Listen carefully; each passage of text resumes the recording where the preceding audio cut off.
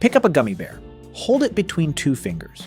It weighs almost nothing. Squeeze it, and it bounces back. Bite down, and it resists for a second before it gives. That resistance, that specific chew, isn't sugar. It's not corn syrup, it's a protein. The same protein that holds your skin to the muscles underneath. And the mold that shaped it wasn't metal or plastic, it was powder. Cornstarch pressed flat in a tray, stamped with a bear-shaped die, and used exactly once. The gummy bear you're holding was formed inside a cavity that no longer exists. So how does liquid candy become a solid bear inside a mold made of dust? What gives gummy bears their bounce? And why is the green one not the flavor you think it is? That bear shape has been in continuous production for over 100 years.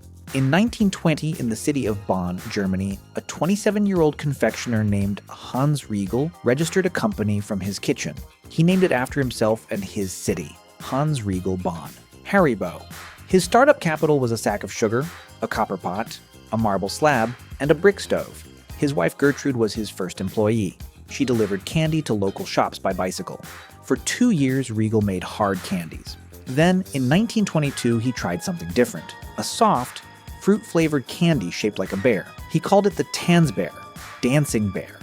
The name came from a tradition still alive across Europe at the time. Trained bears performing tricks at street festivals and markets. Children loved the real bears. Riegel gave them a version they could eat for 1 pfennig per pair, the cheapest thing he could sell during Weimar hyperinflation. The original dancing bear was larger and slimmer than today's version, made with gum arabic instead of gelatin.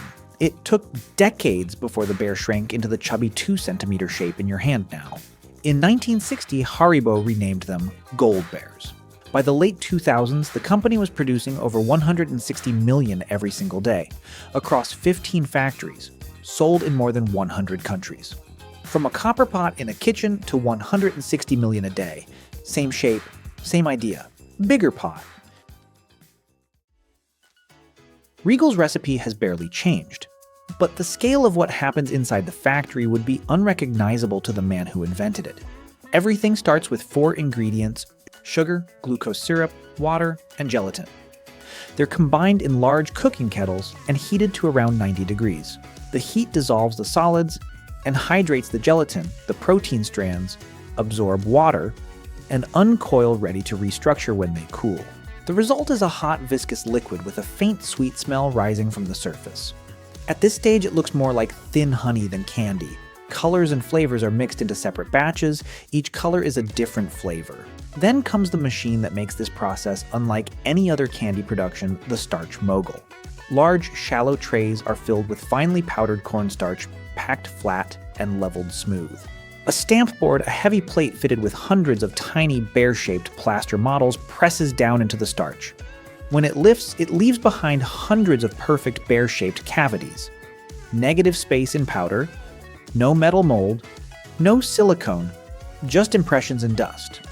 Nozzles move across the trays and deposit the hot liquid into each cavity. Hundreds of bears per tray. The liquid fills the impressions and sits. The trays move into a climate-controlled drying room. The starch isn't just a mold, it's the drying agent. Over the next 24 to 72 hours, the cornstarch absorbs moisture from the candy's surface, while the gelatin inside cools and sets into a gel. The mold is shaping the bear and curing it at the same time. And when the candy is done, the mold is destroyed to release it. After curing, the trays tip onto vibrating metal screens. Starch shakes loose and falls through the mesh. Bears tumble out. What started as translucent liquid is now opaque, firm, coated in white powder. The starch is collected, sifted, dried, and sent back to be pressed into new molds. Same starch, thousands of cycles.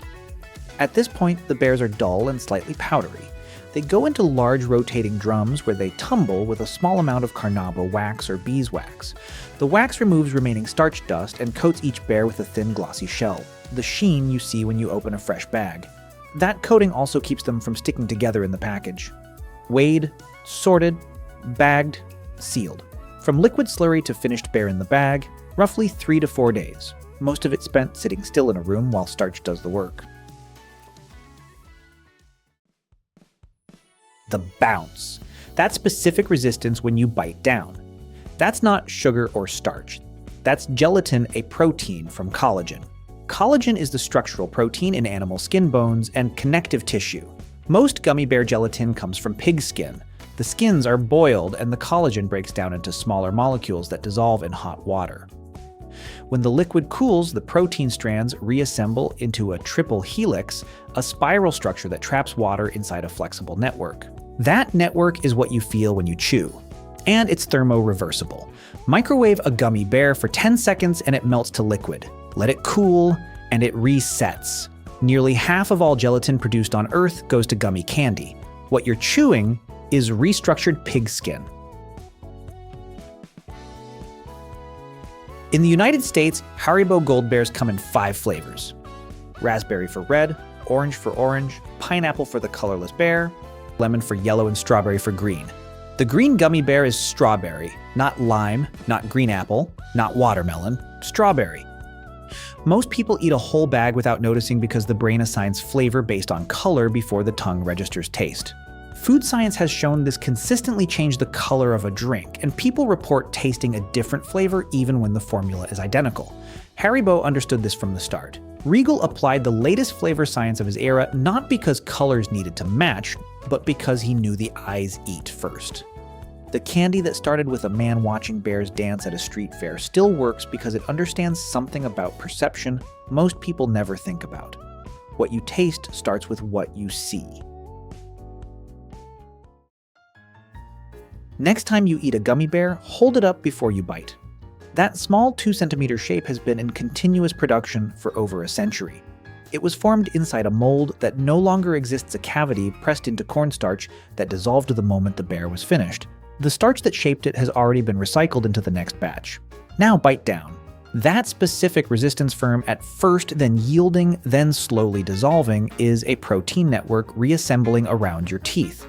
Collagen extracted from animal tissue dissolved, restructured into a triple helix that traps water and creates elasticity. The same molecule that gives skin its stretch, your chewing architecture. Hans Riegel started with a copper pot and a sack of sugar in a kitchen in Bonn. He shaped bears by hand because children loved bears at the fair. 100 years later, the process scaled to 160 million bears a day. The ingredients are the same, the shape is the same. The only thing that changed is the size of the pot. 1 sack of sugar, 1 copper pot, 1 man who watched bears dance. 100 years and 160 million a day later, the candy still bounces back. That's the process. We reveal how things actually work one story at a time. If there's something you'd like us to explore next, let us know. Until then, trust the process.